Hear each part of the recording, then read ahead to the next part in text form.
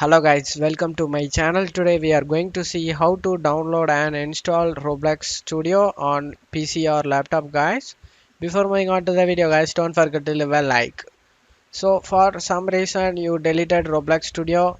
So if you are trying to create things on Roblox using Roblox Studio, let's download it guys.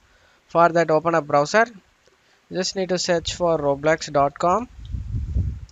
Press enter. Now you want to log in your account guys. After logging your account, click on this create. You just need to scroll down, click on download studio, get started with studio Roblox creation engine.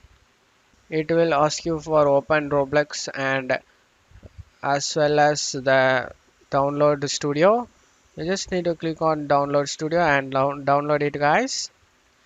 That's how you can download Roblox studio guys. After downloading it, click on it and install it guys. I already having the Roblox Studio, but I reinstalling it.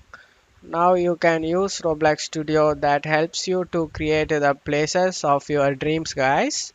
I hope this video helped you guys. If the video helped you, don't forget to leave a like guys. You can also subscribe me and support me guys. Thank you.